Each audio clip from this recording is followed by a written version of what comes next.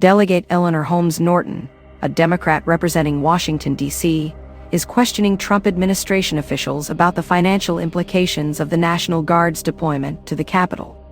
She is also concerned about the operation's scope and legal framework. Norton expressed her disapproval on Monday, stating that the District of Columbia did not request or agree to the extensive deployment of National Guard troops. These troops were recently authorized to carry weapons in the city, despite its crime rate being at a 30-year low.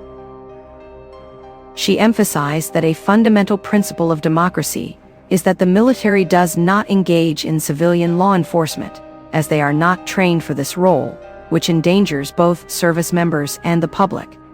Norton urged an immediate withdrawal of the troops, describing the situation as a gross misuse of power. In a letter addressed to Defense Secretary Pete Hegseth and General Stephen Nordhaus, chief of the National Guard Bureau, Norton reiterated her strong opposition to the administration's actions. She described it as an overt display of power over more than 700,000 disenfranchised residents of D.C., most of whom are black and brown. Norton requested that officials respond by the end of the week to a series of questions regarding the deployment. Her inquiries included the cost of the operation, the authority of troops to stop, detain, or arrest individuals, and their ability to enforce laws in both the United States and the District of Columbia. She also sought clarity on the use of force policy for these troops, their training, the overall mission, and whether they are subject to the laws of the district. The Hill has reached out to both the Pentagon and the National Guard for comments on this matter.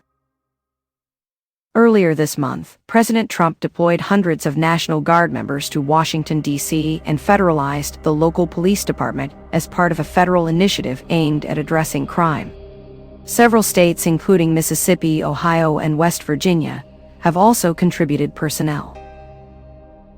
Democrats have strongly criticized these ongoing efforts, and city officials have presented data showing that crime rates have been decreasing in recent years across multiple categories.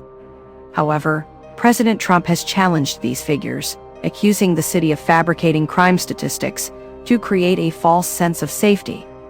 He defended his administration's actions as efforts to make the district safe again.